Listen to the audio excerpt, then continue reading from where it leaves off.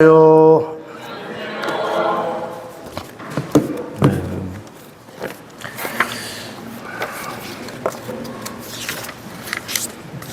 우리가 벌써 네 번째 시간이 되었습니다. 견진교리 이제 시작하고 네 번째인데 여러분들 계속 성령을 청원하면서 기도하고 계시죠? 그래서 어떻게 성령께서 응답을 주고 계십니까? 성령께로부터 나에게 주어지는 그 뜨거움이랑 그 은총을 느끼시면 좋겠다. 그런데 이제 계속해서 이게 성령 청원을 이렇게 계속 드려야, 이제 끊임없이 드려야 열매 맺음도 올 거라고 믿습니다. 아직 한 2분 정도 남았는데요. 오늘은 특별히 미사와 또 이제 성사 생활에 대한 부분들을 할 것입니다. 그런데 이제 우리가 강의하면서 이제 미사에 대한 부분들, 뭐 전례와 성사 생활이라고 부를 수 있는데 이 부분은 이제 할 것이지만, 대개 전례 그러면은 이제 미사 이게 떠올릴 수 있어요. 그래서 이 부분 하는데 미사가 무엇인지, 우리가 미사는 기계적으로 주일 미사 빠지면 안 돼라는 이 강박 때문에 미사에 오곤 하는데, 우리가 좀 더 미사에 대해서 좀 더 가까이 다가갈 수 있었으면 좋겠습니다. 네. 그러면 시작. 기도 우리가 성령 송가 3페이지에 있는 거 함께 바치면서 시작하겠습니다. 성부와 성자와 성령의 이름으로 아멘. 오소서 성령님.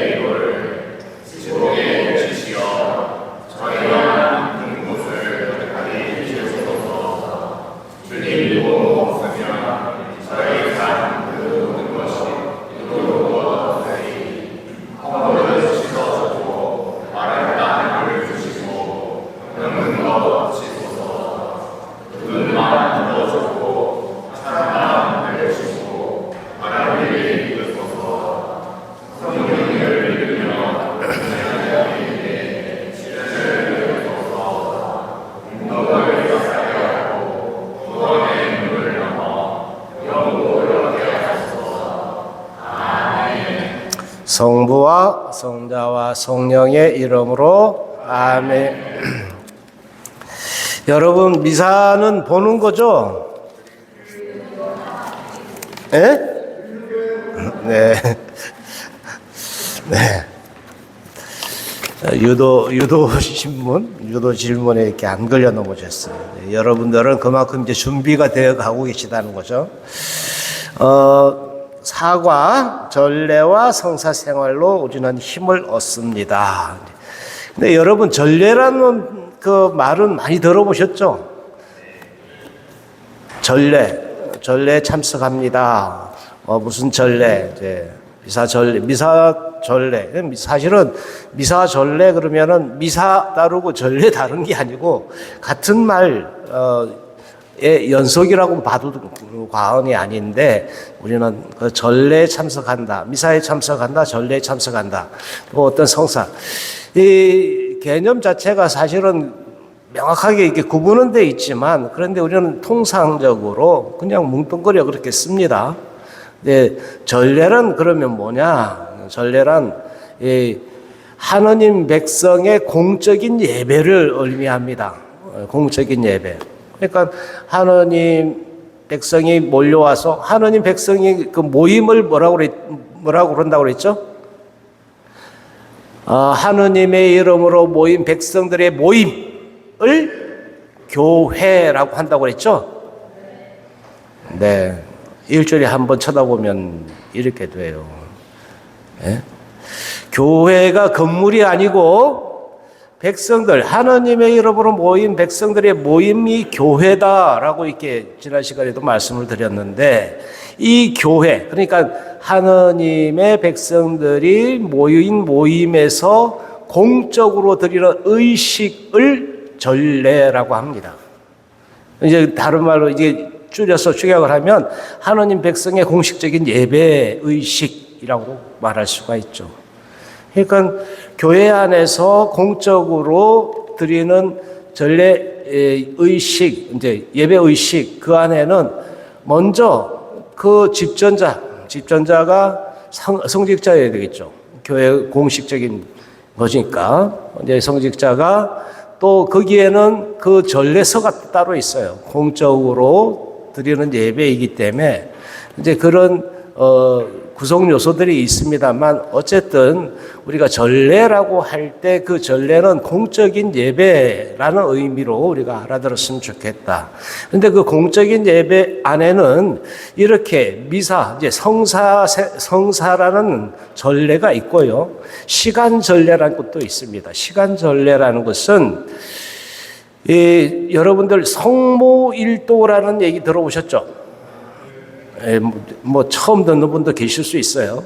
근데 성무일도, 성무란 그 자체가 교회가 공적으로 드리는 성무죠, 성무. 교회의 이제 공적인 일, 이게 이제 대개 성직자나 수도자들이 시간마다 하느님께 드리는 기도, 대개 이것은 시편과 시편과 성경으로 대개 이루어져 있고, 그리고 그 안에는 교부들, 그리고 또 이제 높은 영성을 지닌 어른들의 교황님의 말씀이라든지 아니면 성현들의 말씀이라든지 이런 말씀들을 이렇게 독서하게 되어 있다. 이제 그렇게 구성이 되어 있어요.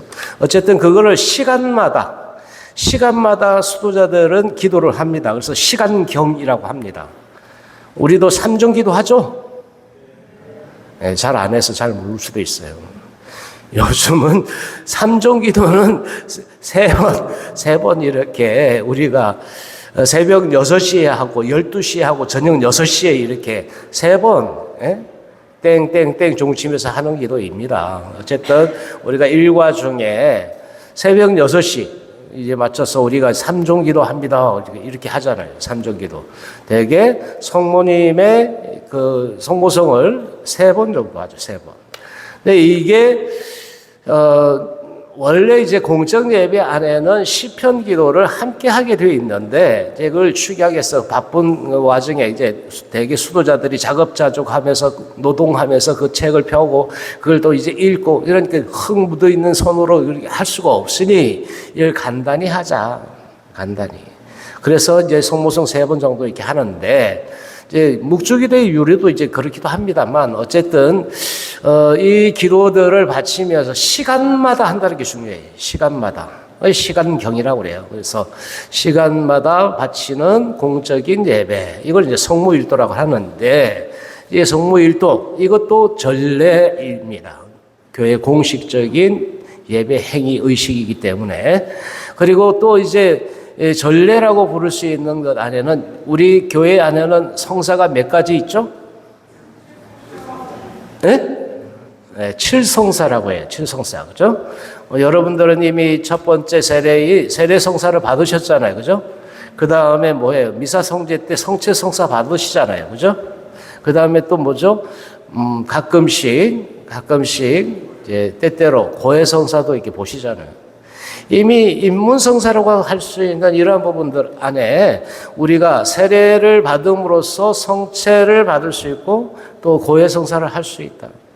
물론 입문성사 안에는 견진도 포함되어 있어요, 사실은. 더욱더 성숙회로 나아가는 성사이기도 합니다만, 어쨌든 이게 입문성사이기도 합니다. 네, 여하튼 우리 교회 안에는 7가지 성사가 있는데, 이 성사 또한 전례다. 성사가 거행되어지는 거예요. 그러니까 이 성전 안에서 고해성사가 지금 주어지고 있다면 이것도 전례인 거예요. 사제와 신자 둘이 고백을 하고 그 성사가 집행되고 있다면 이건 전례, 공적인 예배예요. 네, 그렇습니다. 어쨌든 이제 성사 이 7가지 성사가 거행되는 것도 전례다 이렇게 이제 말할 수 있죠. 그런데 우리는 통상적으로 전례 그러면 먼저 딱 떠오르는 것이 미사 있죠, 미사 외에는 이제 성사와 시간경과 이러한 전례 외에는 사실 신심행위라고 할 수 있습니다. 성체강복은 그러면 전례일까요, 전례가 아닐까요? 헷갈리죠? 성체강복, 성시간, 예? 묵주기도를 공적으로 하고 있어. 이건 전례일까요, 전례가 아닐까요? 헷갈려. 예? 엄밀히 보면 이건 전례가 아니다. 이건 신심행위라고 합니다. 신심행위. 이 신심행위들은 이 전례가 아닌 밖에서 공적으로 하든 사적으로 하든 이 하느님께 발언하는 그런 기도들 또는 어떤 행위들, 의식들 이런 것을 다 해서 이 전례냐, 전례가 아니냐 이렇게 이제 볼 수가 있다. 여하튼 우리가 뭐 전례가 중요하냐? 그러나 중요할 수 있죠. 우리가 공적인 예배, 이건 교회의 일이기도 하고 우리가 하느님과 만나는 현장이기도 하기 때문에 굉장히 중요합니다. 여러분들의 교재 함께 보시죠. 우리는 루카복음 22장 19절 너희는 나를 기억하여 이를 행하여라 해서 행하는 것 이것이 전례다. 근데 사적으로 하는 것이 아니라 공적인 예배 행위로 행하는 것 이것을 전례라고 합니다. 우리는 교회 안에서 이루어지는 전례를 통해 구원의 역사를 기억하고 기념함으로써 사랑이신 하느님의 영원한 삶으로 초대에 응답하며 살아가고 있습니다. 전례는 교회 활동이 지향하는 정점이다. 최고 높은 단계에 있는 것이다. 그러니까 전례가 굉장히 중요하죠. 전례를 잘 해야 돼. 그래서 전례를 엄숙하게 해야 하기도 하고 이런 부분들이 있죠. 동시에 거기에서 교회의 모든 힘이 흘러나오는 원천. 이거 굉장히 중요합니다. 밑줄 쫙 그으세요. 학생들 밑줄 그어 빨간 펜. 시험에 나오는 부분이야.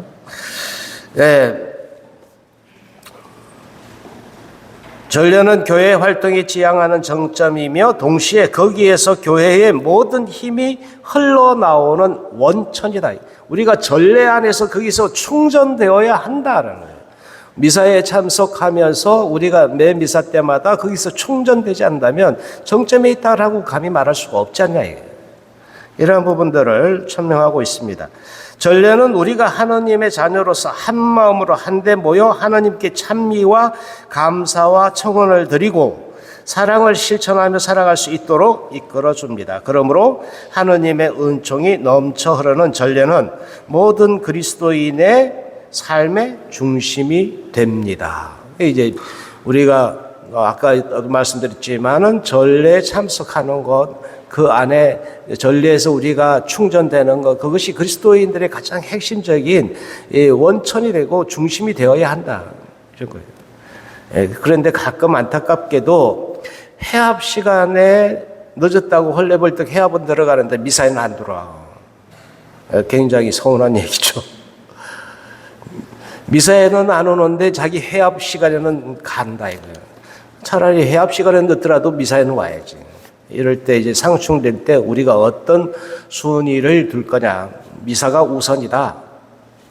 이런 부분들을 보면 좋겠다.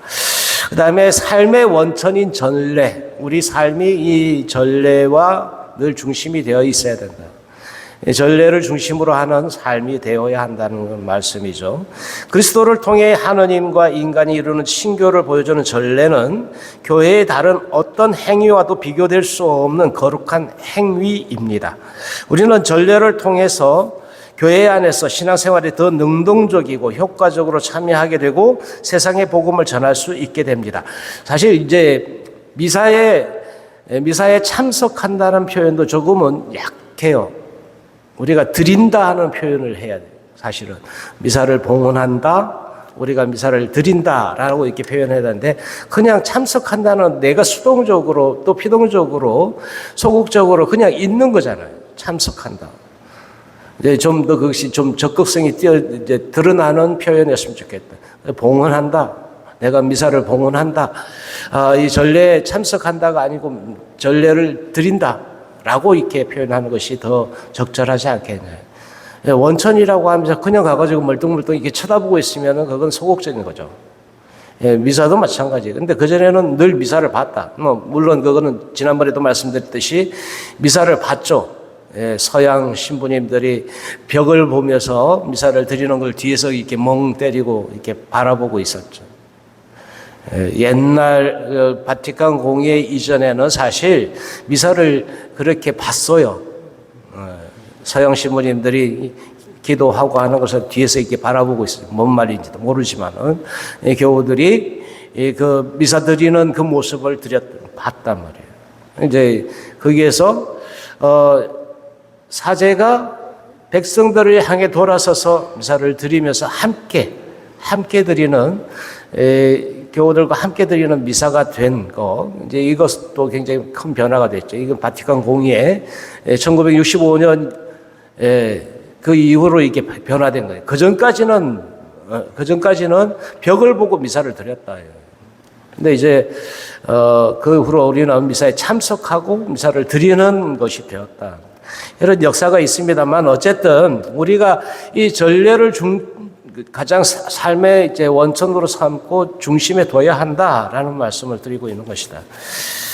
이제 55페이지 중간에 이렇게 보면 세례 성사를 통해 하나님의 자녀가 된 우리는 함께 모여 하나님을 찬미하며 그리스도인으로 살아갈 영적인 양식을 얻습니다.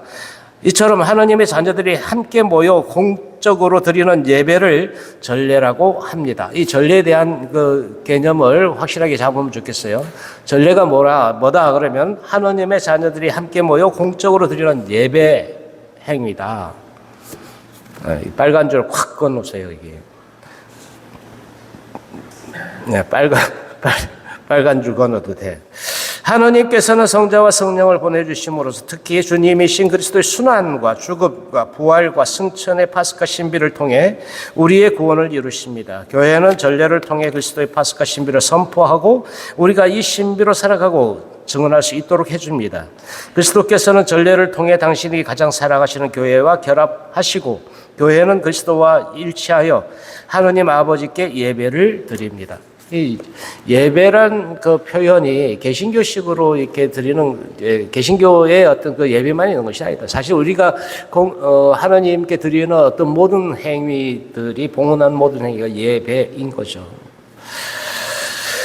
네, 전례는 성사와 준성사와 그리고 실간 전례가 있습니다. 이제 그다음 페이지 보시면 그렇게 나와 있습니다. 이제 여기에 이제 우리가 아까도 말씀드렸듯이 이제 전례 그러면 크게 떠오르는 게 이제 우리에게는 미사가 있다.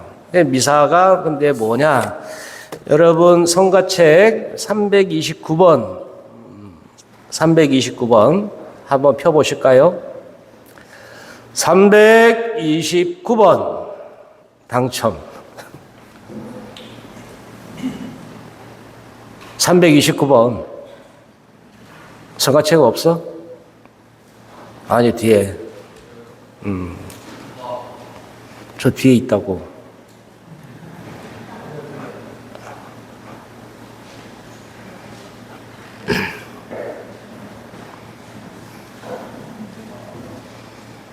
나만 쳐다보고 있으면 어떡해. 네. 여기 뭐 이제 부르는 것 말고 먼저 여기 가사를 먼저 보자고. 가사. 슈베르트 작곡의 이 그 미사곡도 이 미사 시작에 대한 이 성가도 굉장히 오래되고 전통이 있는 그 이제 미사곡입니다. 근데 제 개인적인 그 체험을 좀 나누고 싶은데, 군대를 안 가도 되는데, 군대를 억지로 어떻게든 갔어요. 그래서 언젠가 그 말씀을 드렸는데, 군대를 가가지고 성공했다고. 키가 5cm나 컸다고. 네, 키가 너무 작아가지고. 그래서 군대를 가가지고 5cm가 커서 이제 굉장히 성공을 했다. 그런데 이제 하필이면 간 데가 GOP예요. 이제 철책선이야. 거기서는 이제 미사를 드릴 수도 없고 신부님을 만날 수가 없어. 신학생이었던 저는 미사가 너무 드리고 싶은 거예요. 성당도 너무 가고 싶은데 6개월 동안 꼼짝없이 거기서 해. GOP 근무를 해야 되니까.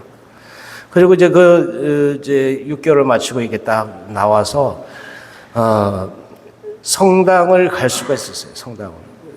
휴가를 나와가지고 성당을 갔는데, 성당에 가니까 왜 그렇게 서러웠던 이 마음이 한 번에 확 무너지더라고. 내가 성당에 왔구나. 죽지도 않고.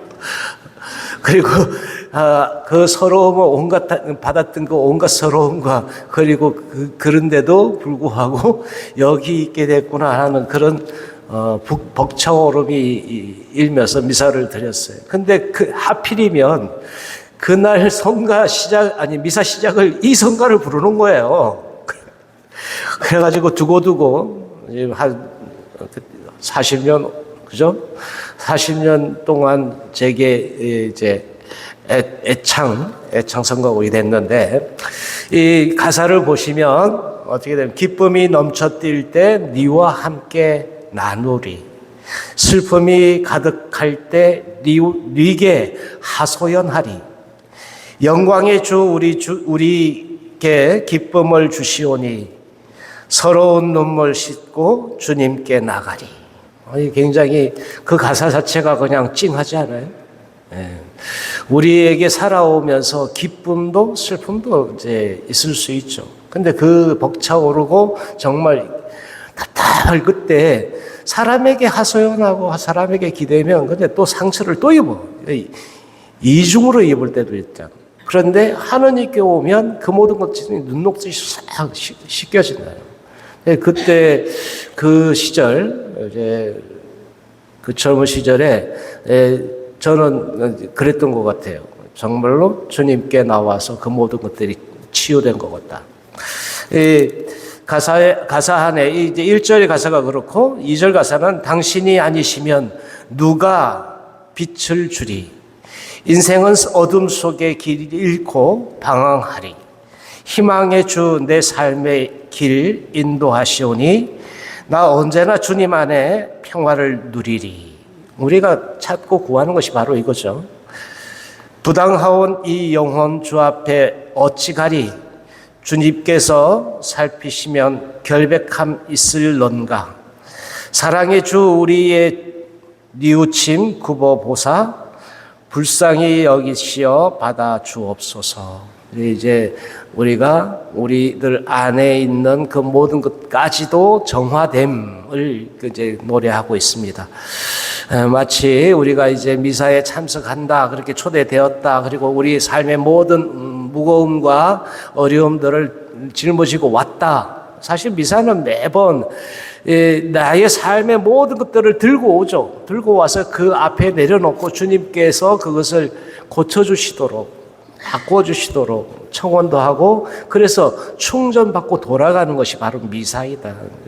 이제 주일 미사는 특히 더 그렇죠. 한 주간의 삶을 치열하게 살고 돌아와서 그 모든 것들을 주님께 내려놓는 것, 봉헌하는 것이죠. 내 삶의 모든 것을 봉헌하고 다시 주님께로부터 가라 하고 파견받는 것이 바로 미사예요. 미시오. 이제 미시오는 사명하고 같이 가죠. 그래서 미사다. 미사. 이 곡 같이 한번 불러볼까요? 여러분들 좀 마음을 담아서 큰 소리로 한번 같이 해보면 좋겠습니다.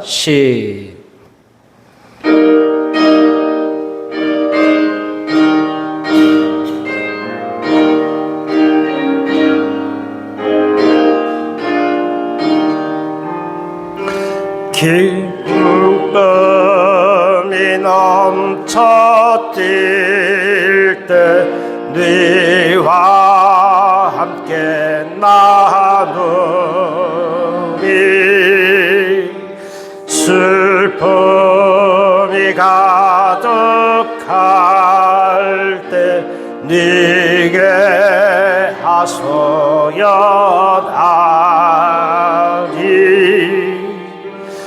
영광의 주 우리에게 기쁨을 주시오니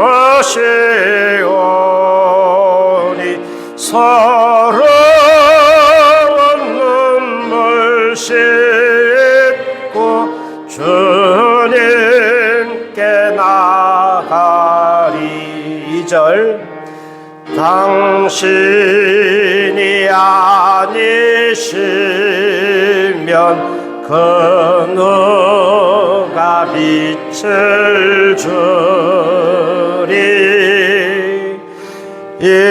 인생은 어둠 속에 길 잃고 방황하리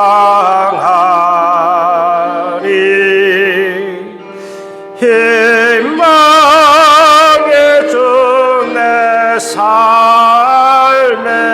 길 인도하시오니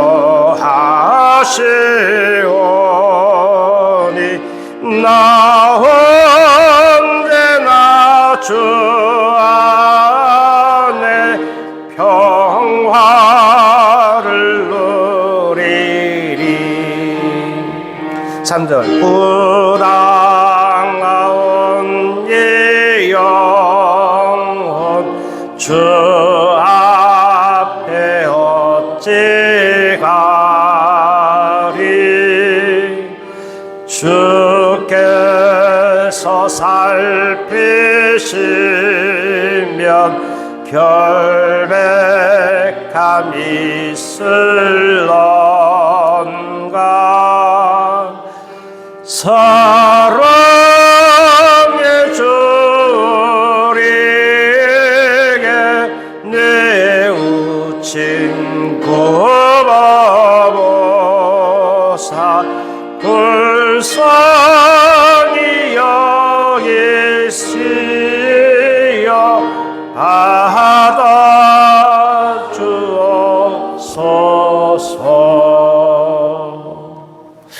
여러분들이 미사에 오실 때마다 이제 이러한 마음을 갖고 오시면 좋겠다. 정말 우리 삶의 모든 순간들을 주님께 내어놓고 주님께로부터 충전받는 그런 미사, 전례가 되기를 바랍니다. 교회 전례 안에 이제 우리가 함께 하는데요. 어쨌든 이 교회 전례 그러면은 먼저 공적인 예배다. 그리고 거기에는 이제 교회로부터 부여받은 직무를 부여받은 집전자, 이제 직무 사제직을 가지고 있는 사람과 함께 이 교회에서 지정한 그 의식서, 전례서라고 하죠. 전례서가 있어야 한다. 이런 말씀을 드립니다. 57페이지 보면 교회의 7가지 성사에 대한 부분들이 나오는데 사실 이런 이제 7가지 성사는 우리가 예비적 교리할 때 이미 다 배우셨죠. 네, 그래서 다 알고 있는 듯해요. 그래서 알고 있지만 다시 한번 기억을 되살린다는 차원에서 세례성사, 견진성사, 성체성사, 고해성사, 병자성사, 성품성사, 혼인성사 이렇게 7가지입니다. 그런데 이 성사란 뭐냐? 보이지 않는 하느님의 은총을 드러내 보여주는 은총의 표지, 뭐 상징, 사인, 뭐 이렇게도 볼 수 있어요. 그러니까 그것이 드러나 보여주는 것을 그 자체를 이제 성사라고 합니다. 하느님의 은총이 보여요? 안 보이잖아. 보여주는 그 표지가 되는 행위, 이것을 성사라고 합니다. 그런데 그 원성사, 그러면 그 성사 중에 성사를 원성사라고 그래요. 이 7가지 성사는 예수님이 직접 세우셨다라고 해서 원성사에서 이제 7가지, 교회의 7가지 성사라고 하는데, 그러면 성사의 그 원본은 뭐냐? 말이 필요 없죠. 예수 그리스도. 하나님의 보이지 않는 은총을 예수님은 당신 삶을 통해서 우리들에게 보여줬기 때문에 예수님을 원성사라고 합니다. 성사의 원본이라고 하는 거죠. 그래서 예수님이 우리들에게 그런데 눈으로 보여지는 그 표지들을 세우신 것, 이것은 교회에 7가지가 있다. 이렇게 이제 설명을 하는 겁니다. 그리스도인으로 새로 태어나서 성장과 성숙의 여정을 살아가면서 각자에게 그 사명들을 실현하도록 이렇게 도와주는 그 장치들, 표지들이라고 볼 수 있습니다. 이거는 그냥 여러분들이 7가지 성사가 있고 우리가 이제 성사 생활이라고 할 때 우리가 앞서도 얘기했듯이 성체 성사, 고해 성사, 그리고 혼대, 뭐 또 이제 뭐죠? 신품, 성품, 이제 이런 부분들은 내가 일생을 살아가면서 우리들 삶의 그 시점들하고 함께 가는 것들이라고 볼 수 있어요. 태어날 때 세대 성사, 그리고 이제 성장하는 그 과정에서 견진과 성체 성사, 또 이제 고해 성사도 마찬가지죠. 일상적으로 우리가 치료받고 하는 그 부분들에서 그 고해 성사와 함께 병자 성사, 그리고 우리가 이제 교회의 확장과 또 이제 거룩한 가정을 이루기 위해서 성품 성사와 혼인 성사가 있다. 이렇게 이제 볼 수가 있습니다. 뭐 이런 부분들은 여러분들이 이미 알고 있는 부분들이고, 견진성사는 우리가 이제 받기 위해서 하는데, 그 견진성사의 표지로 드러나는 것은 특별히 이 기름을 바르는 것, 이제 주교님이 기름을 바르고 안수를 하는 이 두 행위를 통해서 그게 표지, 성령의 인호를 받으십시오, 성령 날인의 인호를 받으십시오라고 이렇게 주교님이 엄명하면서 여러분 이마에 십자표를 그어줍니다. 성유를 바르면서, 그리고 그 머리에 위에 손을 얹어서 이제 안수를 하는 이 행위가 견진성사의 예식 전부예요. 별다른 건 없죠. 그러니까 크게 다른 건 없는데 어쨌든 그 부분들에 정말 주님이 그 순간 성령, 그 주교의 안수와 함께 그 순간 우리들에게 오신다는 것을 믿고 그 예식에 임하시면 좋겠다 하는 말씀 드립니다. 이 다른 부분들은 이제 그냥 넘어가도 될 부분들이고요. 이제 아까 성사는 예수님이 직접 세우신 거, 이제 그와 유사하게 교회가 세운 거에 있어요. 그래서 이제 축복이라든지 구마라든지 이제 여러분들 성물 축성해 주세요 하고 이렇게 들고 오잖아요. 네, 축복해 주세요 하고 들고 오는 이런 부분 행위들이 교회에서 제정한 성사에 준하는 것, 비슷한 양식이지만 이거는 예수님이 직접 세운 것이 아니라 교회가, 그 위임받은 교회가 만든 장치들, 표지들이라고 볼 수가 있습니다. 이러한 축복이 있고 축성이 있습니다.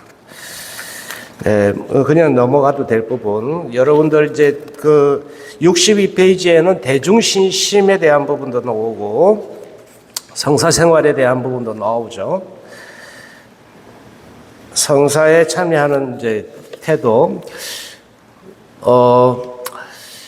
성사라고 하면은 성사에 이제 두 가지 성격이 있어요. 이제 사효성과 인효성이라고 하는 효과라는 차원에서 성사는 그 자체로 그 집전하는 사제나 누가 그것을 받는다 하더라도 그 성사 자체의 효력이 있다라고 이야기할 때 그것을 그 성사 그 자체에 주어지는 효과라고 해서 사효성이라고 합니다. 예? 성사 자체로 이제 어떤 신부가 개차반인 신부가 있어.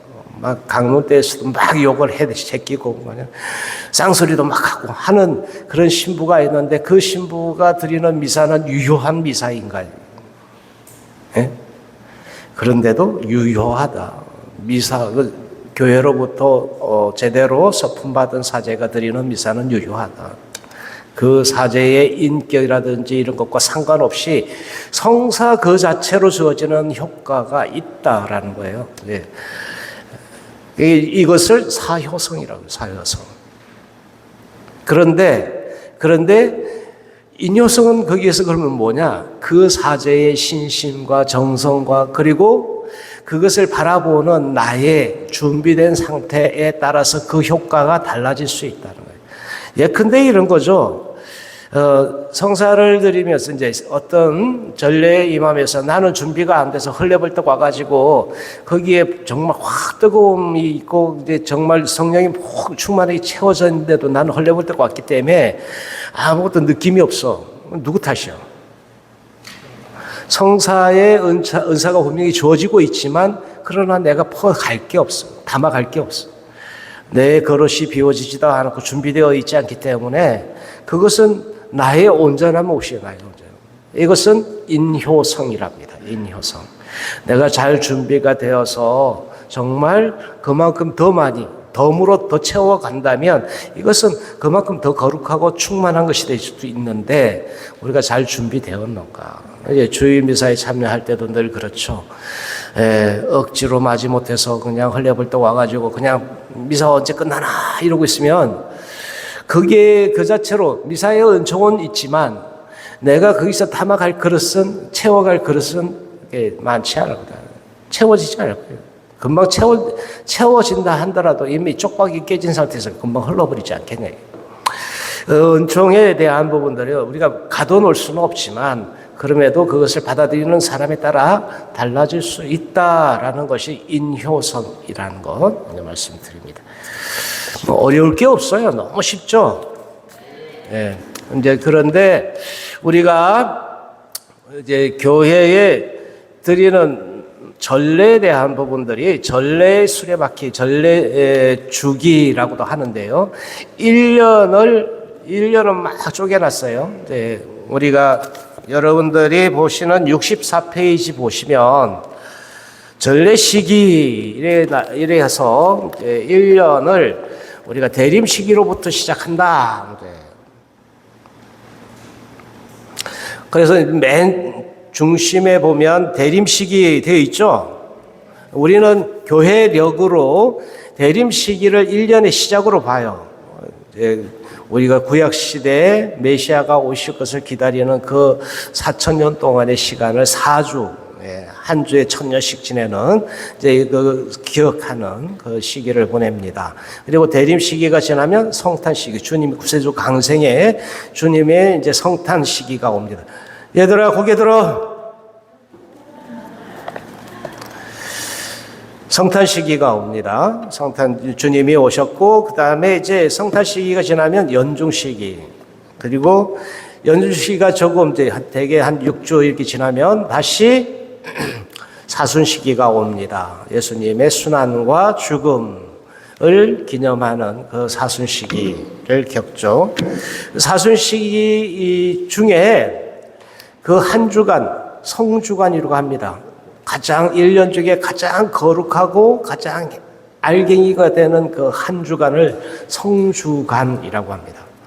그래서 이 성주간은 매일이 주일 같은 날이다.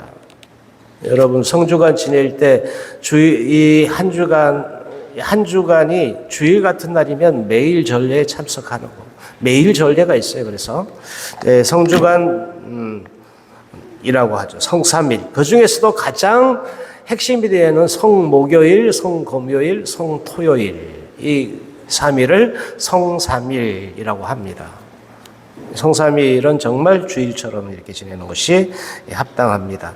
그리고 부활 시기가 오죠. 그리고 1년 동안 이제 연중 시기, 이렇게 와서 1년을 큰 틀에서 보면 이렇게 전례 시기가 나눠지고, 그 다음 바깥으로 나와보면 이제 월마다 성월이 있죠. 월마다 6개 이제 성월이 있는데 3월 달에 요셉 성월, 그리고 5월 달에 성모 성월, 6월 달에 예수 성심 성월, 9월 달에 순교자 성월, 10월 달에 묵주기도 성월, 11월 달에 위령 성월, 이렇게 6개 성월이 있어요.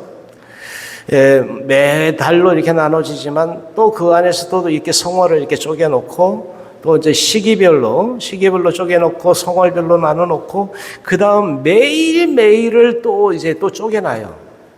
매일매일은 또 어떻게 쪼개느냐? 성인들의 축일로. 교회 전례에 보면 굉장히 변화무쌍합니다. 또 재밌어요. 근데 맨날 미사가 그날 미사가 그날 미사지만 맨날 똑같이 아닙니다. 절대 그렇지 않아요. 정말 굉장히 변화무쌍하고 역동적인 그 변화들이 그 안에 있더라. 전례가 맨날 딱딱하고 굳어있고 그래서 죽어있는 것처럼 보일지라도 절대 그렇지 않다. 굉장히 역동적인 변화들이 그 안에 있다는 것을 여러분들이 보시면 좋겠다. 이게 이제 전례력이라고 합니다. 이 리듬을 잘 타고 가는 것이 신앙생활의 리듬이라고 이렇게 볼 수가 있죠. 이제 우리가 이렇게 신앙생활하면서 이런 리듬을 잘 타는 것도 지혜로움이라고 봐요. 그래서 성월, 지금 이제 9월 달이죠? 네, 9월 달은 순교자 성월. 특별히 우리들의 이제 마음 안에서 순교자들의 신앙을 기억하고 그것을 기념하면서 우리들 마음 안에도 그런 신앙을 배워가자라는 그런 취지가 있고 이제 그 목적이 있기 때문에 그 한 달을 또 그렇게 살아가는 거예요. 그러면 또 이제 그 다음 달 이제 10월 달 되면 이제 로사리오 성월, 이제 묵주기도 성월이 될 텐데 이러한 맛을 느껴가면서 신앙생활을 하면 신앙생활이 재밌겠죠. 억지로 하는 게 아니고 정말 신나서 하는 신앙생활이 될 수 있지 않냐고. 근데 우리는 늘 이 신앙생활을 이제 하긴 해야 되는데 어떤 부채감 해야 되긴 하는데 이런 부채감으로 이렇게 하고 있지는 않은가. 그래서 천주교 신자들의 기본적인 생각과 마음은 늘 기쁨과 감사예요. 왜냐하면 늘 복음을 듣잖아. 기쁜 소식을 들은 사람들의 기본 반응은 어때 해야 되냐? 먼저 기뻐하는 것이 반응이죠. 기쁜 소식을 들은 사람이 기쁨에 대한 반응은 당연한 거 아니냐? 그런데 어떤 때 이 복음을 듣고도 그 복음이 기쁜 소식이 나에게 와닿지가 않아. 누구 탓이야? 복음 자체로 주어진 그 기쁨이 탓이냐 아니면 내가 그것을 받아들이지 못했으냐. 그것은 바로 이제 인여성이란 차원에서 봤을 때 내 몫이다, 내 몫. 내가 그렇게 안 했기 때문에. 예? 기쁜 그 자체는 어디 가지 않아요. 그 기쁜 소식은 주어지잖아요. 그런데 그것을 받아들이지 못하는 건 내가 그것을 받아들이지 못하는 거잖아. 이제 그런 면에서 이제 준비하는 거, 이렇게 잘 준비하는 것도 필요하다. 전례 시기 안에 이런 이제 리듬들을 잘 타나가는 것들도 이제 신앙생활을 잘 할 수 있는 비결이 되기도 한다 하는 말씀 드리고 싶어요. 네. 여기 65페이지 보면 성삼일 빨간 줄로 쫙 꺼져 있잖아요. 성삼일 전례 참례하기라고 이렇게 그 별표 쾅쾅쾅 쳐놓으세요. 주님 부활 대축일을 맞이하며 거행되는 성삼일 전례에 최소한 한 번은 참례함으로써 예수 그리스도의 구원 신비를 보다 더 깊이 체험해 봅니다. 이게 1년 중에서 가장 거룩하고 가장 핵심되는 그 시간들이기 때문에 그렇다. 여러분들이 평일 주일이 아닌데요. 부활절만 가면 되잖아요. 이런 생각을 가질 수도 있는데 그렇지 않다. 그렇지 않다고 얘들아. 네. 그리고 다양한 신심 행위에 참여하기. 성월에 이제 우리가 이제 순교자 성월에는 순교자의 밤, 또 로사리오 성월 또는 이제 성모 성월에는 성모의 밤, 이제 묵주기도의 밤 이런 것들을 이제 대개 본당들에서는 합니다. 이제 그 모두가 다 전례는 아니고 신심행이다 이렇게 이제 말씀드렸죠. 네, 성지순례 가는 거 또 이런 것들도 위령의 날 이런 것들도 다 이제 신심의 문제다. 여러분 5가 넘기시면 좋겠어요. 5가 이제 전례 사과는 그냥 전례와 성사 생활 이렇게 이제 요약하면 됩니다. 그런데 미사란 부분들을 우리는 전례 그러면 먼저 떠올리는 것이 바로 미사다라고 이렇게 생각하는데 공적인 예배이기 때문에 그렇다 말씀드리고 5가 넘겨보시면 하느님과 이웃을 사랑합니다. 이웃사랑에 대한 것을 뭐 100번 얘기해도 우리가 당연한 말씀입니다라고 이렇게 당연히 받아들일 수 있는 부분들이라고 볼 수가 있죠. 너무나 많이 들어왔고 잘 알고 있는 부분들이라고 볼 수 있어요. 우리가 이제 그 근거, 왜 이렇게 사랑해야 하는가? 근거도 사랑이신 하느님, 이제 요한 1서에 나오는 하느님은 사랑이십니다. 라는 이 선언 안에 함께 보면 좋겠다. 하느님께서는 우리의 부족함과 죄스러운 배신의 삶에도 불구하고 우리를 너무나 사랑하신 나머지 당신의 외아들까지 내어주실 만큼 우리를 사랑하시는 분이시다. 아브라함, 믿음의 조상인 아브라함도 그 외아들을 하나님께 봉헌하였죠. 그래서 믿음의 조상 아브라함으로 새롭게 아브라함에서 아브라함으로 이렇게 계명받으면서 이렇게 믿음의 조상으로 세워졌다. 우리들도 그 믿음의 표현, 때로는 그것이 시험이 될 수도 있어요. 그런데 이제 그 시험을 넘어서는 것. 왜 하느님은 우리를 그렇게 시험하실까? 때때로 우리들에게 그것이 죽음의 고통, 죽음에 이를 것 같은 고통에 우리를 쳐넣을 수도 있지만, 그러나 그만큼 강력하게 단련하신다는, 순금이 정말 순도 높은 금이 되기 위해서는 그 용광로에 온전히 달구어지고 그 불순물들이 다 제거돼요. 그래야 순도 높은 그 황금이 되는 거예요.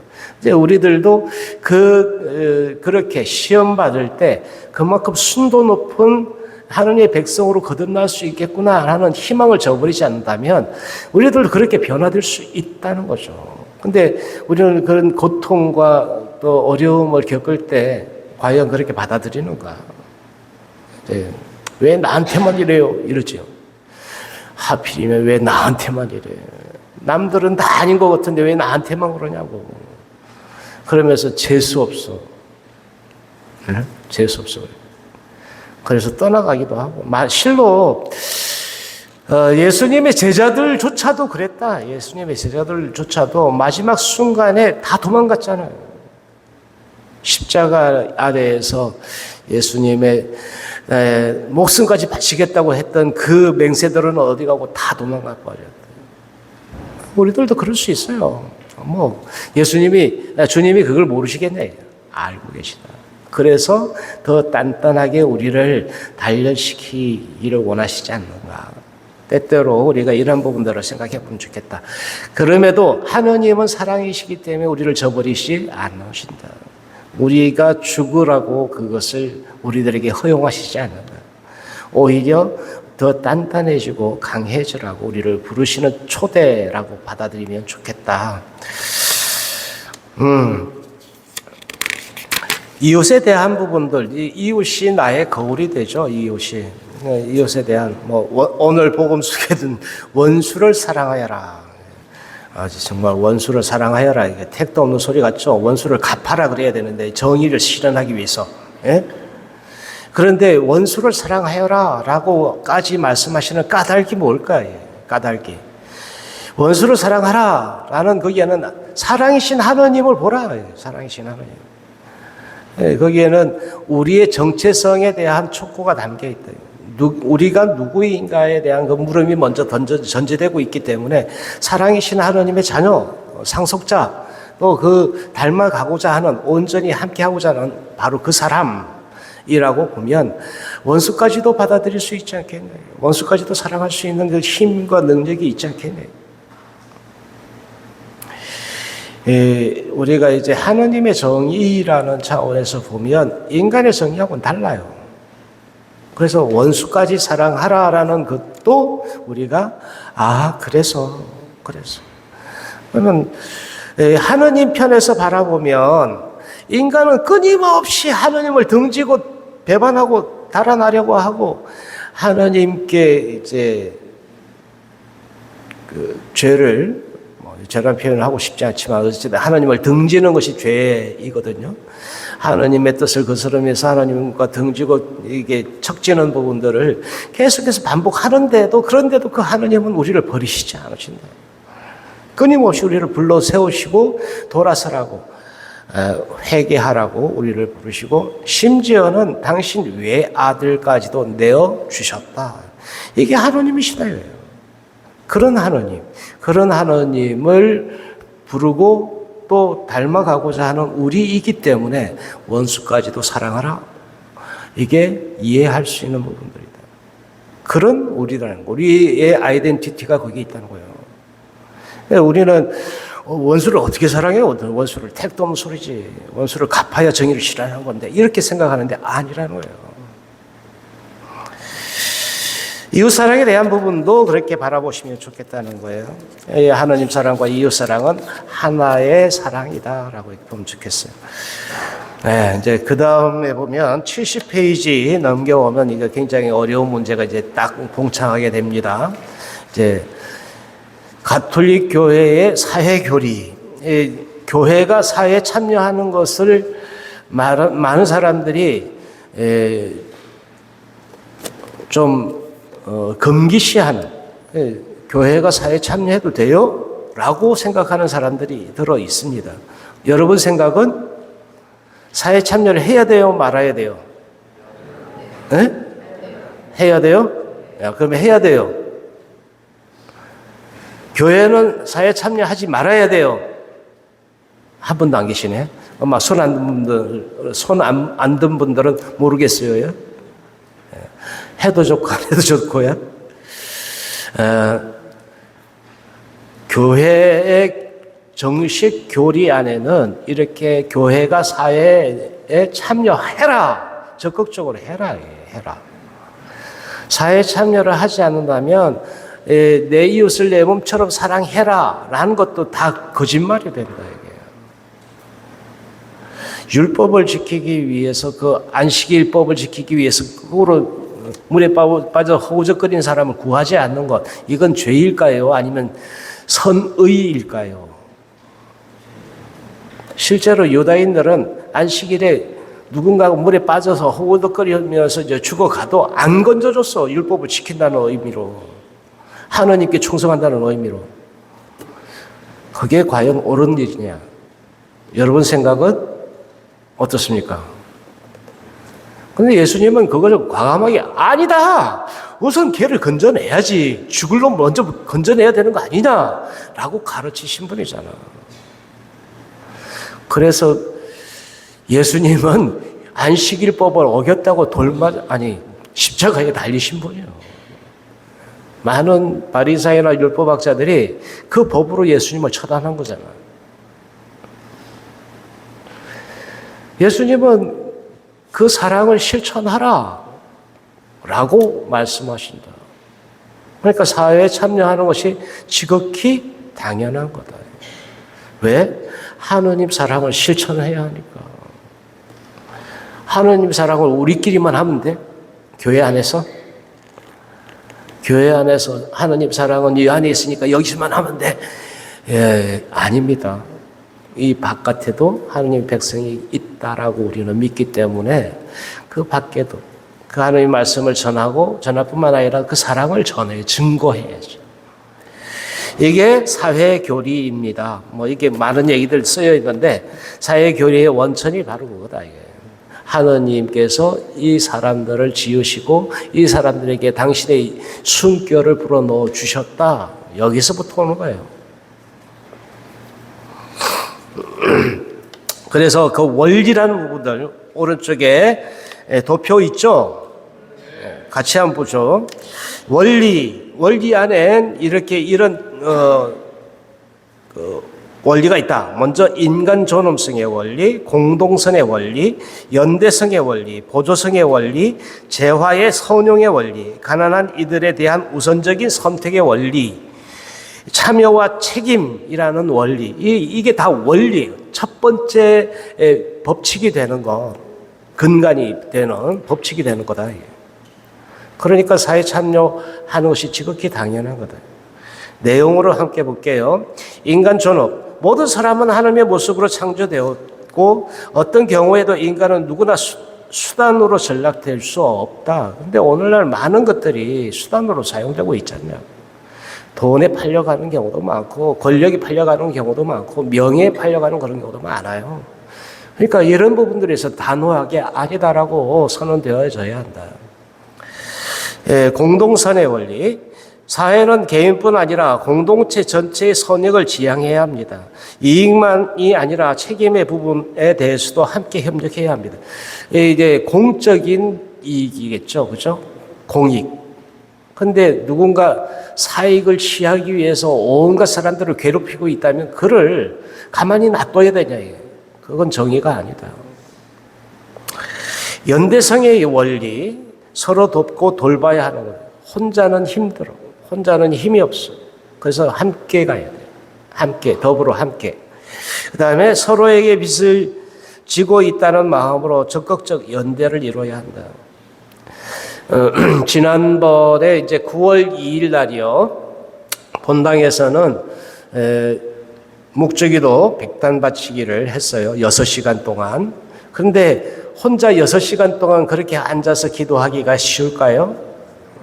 쉽지 않아요. 혼자서 하면은 딴 생각도 나고 전화도 오고 뭐 이제 다른 게 궁금하기도 하고 이제 좀이 쑤셔가지고 그냥 하다가 말하고. 그런데 여럿이 함께 하면 그게 가능하다는 거예요. 연대성의 원리예요. 함께 하면 그 시너지 효과들이 그만큼 더 크기 때문에 함께 하라는 거예요. 보조성의 원리. 상위 집단은 하위 집단의 자율성과 위치를 보호해야 합니다. 상위 집단은 하위 집단을 지나치게 간섭하거나 자유를 박탈해서는 안 됩니다. 뭐 이제 어려운 말로 써 있는데 서로 위에 있던 아래에 있던 그 잘 연대하고 서로 상호 보완하라라는 어떤 그런 거예요.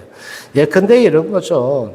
이제 교구 또는 본당 또는 지구 이런 이제 단위로 갈 때도 뭐 이제 가정도 마찬가지예요. 이제 구역 반 이렇게 이제 구조적으로 되어 있다면 그 안에 서로 엮여서 함께 가라.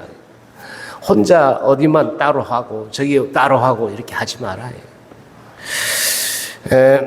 재화의 선용도 세상 모든 것은 하나님의 선물로 인간에게 주어졌습니다. 사유재산은 인정하지만 재화는 더 큰 선익을 지향해야 합니다. 여러분이 많이 들어본 11조에 대한 얘기. 11조는 우리가 이제 대개 이제 가톨릭 교회에서는 11조로 그렇게 지나치게 강조하지 않습니다만 그 원천적인 정신은 뭐냐? 우리는 하나님께로부터 왔고 그 모든 것들은 주인, 주권은 하나님께 있다라는 것이 그게 원칙이에요. 네. 주인님, 우리가 이제 주님을 주인님, 이제 주님이라고 하잖아요. 그러니까 주님이라고 우리가 부르는 그 안에는 그 모든 것들의 주인이 주님이시다. 그러니까 애초에 나의 생명까지도 모든 것들이 생명을 포함한 그 모든 것들이 주인이신데 내가 그분께 그분을 속일 수 있겠냐? 내가 가지고 있는 모든 것, 재화, 능력, 시간, 그 모든 것까지도 심지어는 내 마음까지도 내 심장까지도 하나님 것이죠. 그러니까 그것까지도 내어놓을 수 있어야 되는데 우리는 딱 유예를 받았어요. 10분의 1만 떼서 이게 드리면 돼. 근데 그 이제 본 정신은 아니다. 하나님께서 우리들에게 이제 내어주신 것이라고. 역으로 이렇게 봐야 되는데 우리는 100만 원을 벌으면 10만 원 먼저 하나님께 떼놓고 이런 게 안 돼. 이거 다 내가 노력해서 얻은 건데 내 거지. 왜 하나님께 드려야 돼? 교회에 내야 되냐. 이런 생각을 계산을 하면서 이제 보죠. 이제 사도행전 찾아보시면요. 이거를 직거라고 이렇게 주장하면서 그렇게 꼬꾸라지는 사람들이 이렇게 그런 예시가 나옵니다. 어쨌든 우리는 뭐 그걸 벌 받았다 뭐 이렇게 보지는 않겠지만은 어쨌든 그것을 접근하는 우리들의 이제 자세는 모든 것이 하나님께 달렸다라고 이렇게 보는 것이 옳다. 그러니까 재화에 대한 선용도 그렇게 해야 한다. 주님께서 원하시면 그 모든 것도 주님께 있다라고 이렇게 보는 것이 좋겠다. 가난한 이들에 대한 우선적인 선택, 아나빔이라고 합니다. 가난한 사람이 이제 가난한 사람을 이렇게서 아나빔에 대한 그 우선적인 선택이라고 보는데 예수님은 이 아나빔에 대한 우선적인 선택을 하신 분이에요. 가난하고 약하고 어린 예. 그래서 하느님의 어린 양이라고 하잖아요. 하느님의 어린 양은 그 가난한 사람, 아나빔을 우선적으로 힘 있고 능력이 있는 그 힘센 사람들이 우선적이 아니고 가장 보잘것없고 가장 힘없고 어린 그들에게 먼저 다가가서 그들에게 도움을 줘야 한다.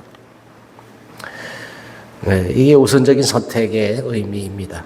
그 다음에 참여와 책임. 모든 사람이 책임 있게 공동선을 이행합니다. 가장 혜택받지 못하는 이들에게도 참여가 보장되어야 합니다. 사실 가톨릭 교회의 이 사회 교리 안에서 이런 복지라는 개념도 나와요. 오늘날 복지는 그냥 너무 일반화되어 있는데 이 가톨릭 교회 정신 안에 이러한 복지라는 개념이 이미 잠겨져 있었다, 잠재되어 있었다고 봐도 과언이 아닙니다. 그래서 모두가 함께 이 사회 교리 안에 교리의 원리들 안에서 이렇게 가만히 들여다보면 이건 모두가 함께 더불어 잘 살아야 한다라는 이제 큰 줄기가 있는 것이죠. 예, 누구도 이게 소외되지 않고 도태되지 않도록 배려하는 것, 이걸 이제 이러한 부분들이 숨겨져 있다고 볼 수가 있겠습니다. 다음 페이지로 넘겨가 보면요, 이제 여러분들이 참조할 수 있는 부분들 이제 도표로 이렇게 되어 있는데요. 좀 구체적인 부분들은 여러분들이 이것을 참조하시면 좋겠고요. 이웃사랑의 실천 여러분들이 한번 읽어보실래요? 같이 시작.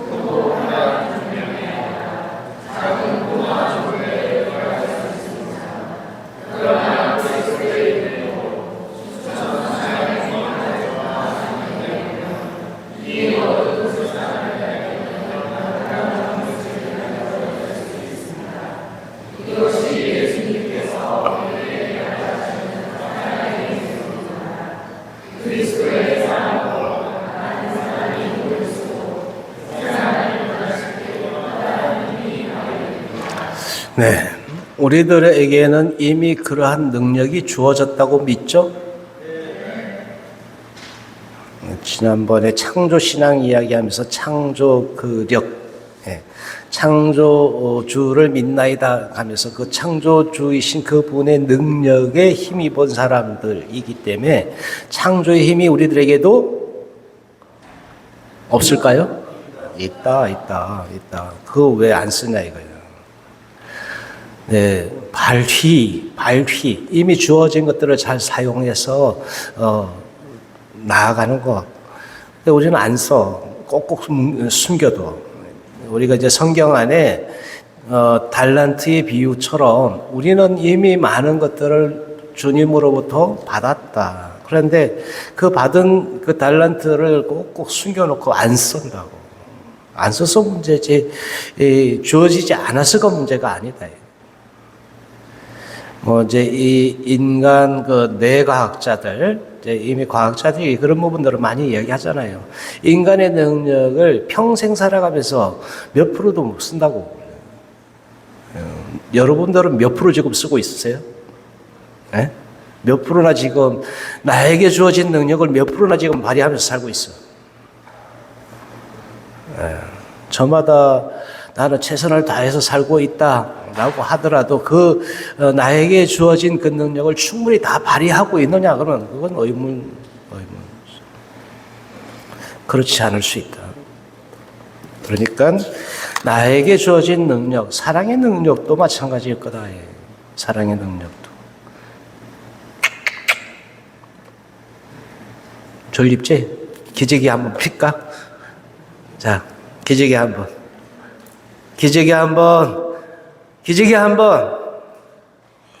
기지개. 꼭 하랄 땐 안 해.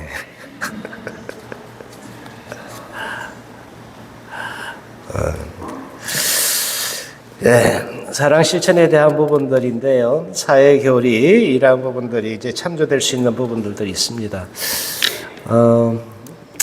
잠깐 쉬었다 할까요? 좀 더워서 내가 열불이 나서 그런지 조금 덥네. 5분만 쉴게요. 5분만. 네, 5분 그냥 바로 해요. 네. 에? 빨리 끝내? 쉬어요? 그럼 쉬지 말고 성가 하나 부르지 뭐. 에? 성가나 하나 부르. 네, 몇 번? 성가. 잠이 확 달아나게. 에? 잠이 확 달아날 수 있는 성가.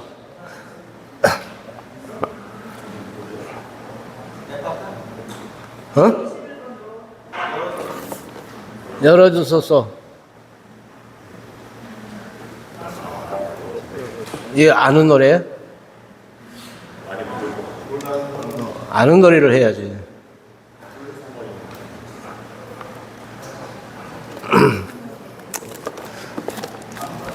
부르고 싶은 성가 없어요?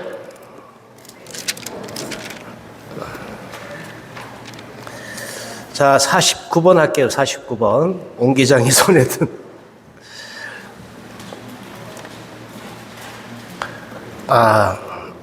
몰라요? 그러면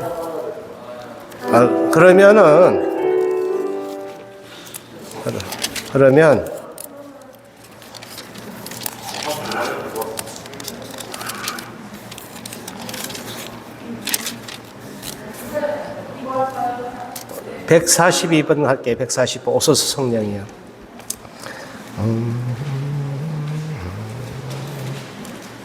이 노래는 아시겠네요.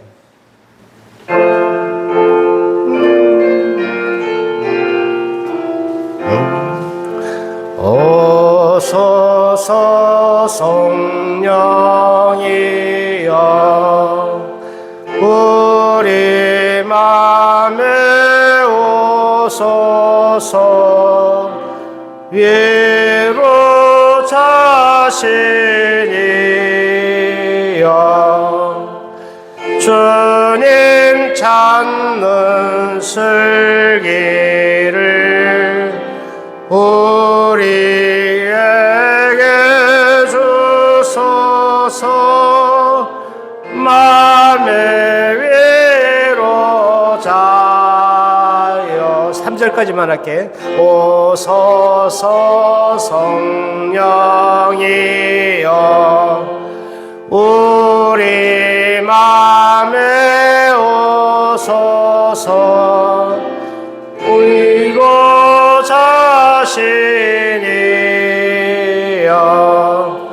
주의 말씀 통달할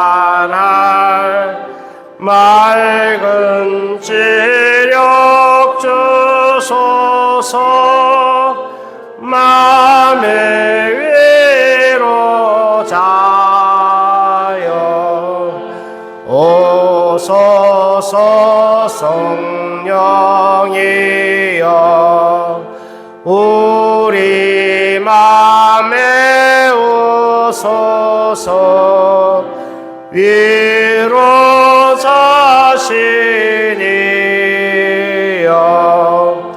옳은 길로 나아갈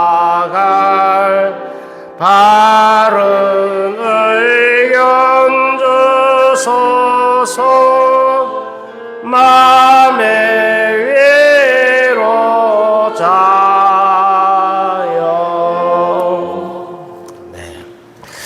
네, 우리가 벌써 이제 4번째 시간을 지내고 있는데요. 제가 첫 시간부터 말씀드린 대로 이 성령을 청하는 기도를 매일 해야 한다. 아침 저녁으로 성령 송가 기도 도움받아서 기도하시라 이런 말씀을 드렸습니다. 근데 100번 얘기를 듣고도 안 하면 아무런 소용이 없어요. 백문이 불여 보는 것 말고 불여일행. 100번 듣는 것보다도 한 번 해보는 것이 중요하다. 안 하면 다 꽝이야. 안 하면. 100번 얘기는 들었는데, 그래서 알고는 있는데 어쩌라고. 안 하는데.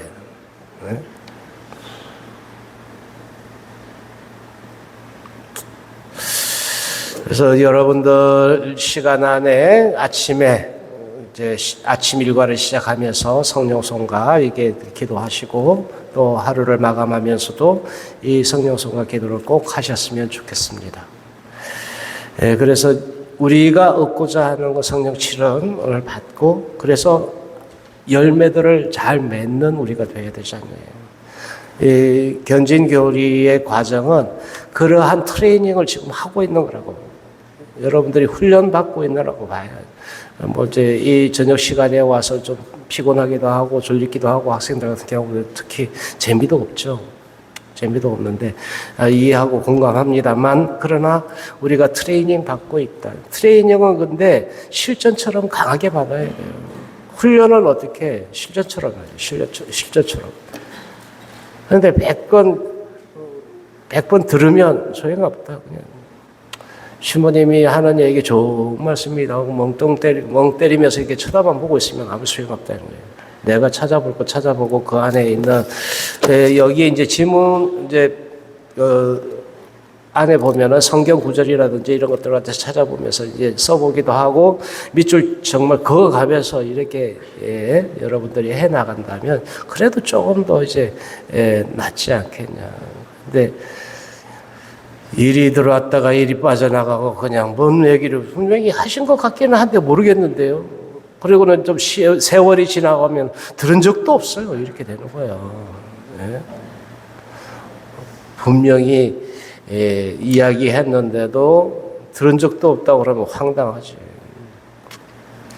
예비자 교리를 한 이제 6개월에서 10개월 이렇게 이제 예비자 교리 하는 동안에 예비자들한테 분명히 이야기도 하고 성경도 같이 읽고 그 시간들 다 한다고 했는데 금방 잊어버려. 어쩌겠어요. 잊어버리는 거. 뭐 그럴 수 있죠. 그러나 이제 여러분들은 견진교리잖아. 그죠?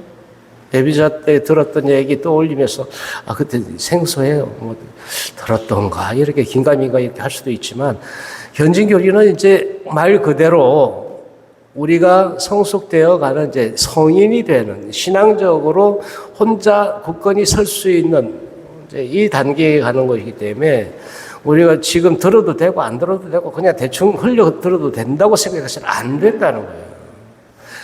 내가 이제 성인이 된다는 것은 올곧게 내가 이제 사람들 앞에 나가서 그것을 증언할 몫을 받는다는 거예요. 아이일 때는 그래도 아직은 그 교회 보호 안에 그래서 보호를 받고 있는 것이 당연한데 이제 견진 교리를 통해서 견진 성사를 받으면 이제 나도 대부도 설 수 있고 대무도 설 수 있게 되기 때문에 보증된 자로서 이제 독립해야 돼. 굳건히 서야 된다. 근데 나는 몰라. 듣긴 들은 것 같은데 잘 모르겠어. 이러면 안 된다고. 그건 누구 책임? 나의 책임. 교회 공적으로 나 견진까지 받아서 자랑질만 할 게 아니라 그걸 알아야 된다고. 부족한 부분들이 있으면 찾아보고 이제 공부도 해야 돼요. 성경 말씀도 마찬가지고. 천주교 신자들이 성경 말씀에 굉장히 취약하다는 얘기를 많이 듣죠. 안 읽어. 맨날 쌓아도 먼지가 쑥하게 쌓여있는 거는 보여지는데 소중하고 귀한 것은 귀한 말씀이기 때문에 잘 모셔놓는 것도 좋지만 직접 읽어야 집어들어라. 지난번에 아우스틴 성인이 그가 들었던 암브로시오 성인의 이제 강론을 듣고 정말 고민을 하면서 성경을 펼쳐 읽으니까 그 안에 온갖 지혜가 삶의 방도가 거기서 나왔다. 그래서 그는 변화되었다. 완전히 180도의 다른 사람이 되었다. 우리도 그럴 기회를 줘라. 나 자신에게. 성경을 읽지 않으면 주님을 알 길이 없다. 주님이 나에게 알려주고 일러주는 그 길을 찾으려면 성경을 봐야 돼요. 주님이 나를 어떻게 이끌어 가시는지도 그 안에 있다는 거예요. 길이, 그 빛이 그 안에 있다는 것. 그래서 여러분들이 함께 하셨으면 좋겠다 말씀을 드립니다. 네, 5과는 이렇게 마무리하도록 하겠습니다. 여러분들이 이 그리스도인으로 살아가는데 정말 도움이 되는 이런 부분들이 있다면 무엇든지 찾아보시고 또 그리고 또 도움될 수 있는 것들이 있다면 그 자료들을 여러분들이 공부하셔야 돼요. 그리고 혹시 그래도 의문이 있다면 그거 들고 오세요. 제가 함께 연구하고 또 이제 이야기할 수 있겠습니다. 여러분들 76페이지 보면 나에게 주어진 모든 것에 감사하기 이렇게 되어 있는데 우리가 당연하게 누리고 있는 모든 것은 많은 분의 수고와 노력의 결실입니다. 일상의 모든 것에 대해 감사하는 마음으로 침묵적인 기도 드립시다. 이제 이런 우리 천주교 신자 아니 그리스도인들의 특징은 기쁨과 감사 이 두 가지 이 큰 틀 기둥을 가지고 있다. 기쁨과 감사가 없는 그리스도인들은 가짜다. 식별의 기준이 됩니다. 그래서 천주교 신자인데도 맨날 그냥 침울한 표정을 짓고 맨날 화만 짜증만 빡빡 긁고 있다면 그 사람은 가짜 신자예요. 네? 기쁨과 감사가 없잖아요. 맨날 복음입니다. 하느님 감사합니다. 이래놓고 감사하긴 뭘 감사해. 예, 기쁜 소식이라고 하면서 뭐가 기쁜 거냐고. 택도 없는 얘기고 그냥 그 모든 것이 그 자체 그 얘기를 듣는 것 자체가 스트레스야. 이러면 안 된다는 거죠. 내 삶에 이 기쁨과 감사가 늘 넘치게 하기 위해서는 그게 나 자신이 그렇게 변화되기 위한 그런 노력들도 필요하지 않는가 생각합니다. 오늘 이제 4과 5과까지 여러분들이 이제 뭐 조금은 뛰어넘었습니다만 어쨌든 우리들에게 꼭 필요한 부분들이기도 합니다. 마침 기도로 성령 손과 같이 다시 한번 바치도록 하겠습니다. 성부와 성자와 성령의 이름으로 아멘. 오소서 성령님, 당신의 빛 그 빛살을 하늘에서 내리소서. 가난한 이 아버지 은총의 주님, 오시어 마음의 빛을 주소서. 가장 좋은 위로자, 영혼의 기쁜 손님, 생기도도 주소서. 일할 때 휴식을, 무더울 때 바람을, 슬플 때 위로를, 지복에 비치시어 저희 마음 깊은 곳을 가득히 채우소서. 주님 도움 없으면 저희 삶 그 모든 것 이로운 것 없으리. 허물은 씻어주고 마른 땅 물 주시고 병든 것 고치소서. 굳은 마음 풀어주고 찬 마음 데우시고 바른 길 이끄소서. 성령님을 믿으며 의지하는 이에게 칠언을 베푸소서. 공덕을 쌓게 하고 구원의 문을 넘어 영복을 얻게 하소서. 아멘. 주님께서 여러분과 함께 전능하신 천주 성부와 성자와 성령께서는 여기 함께한 모든 이들에게 강복하소서. 네, 수고하셨습니다.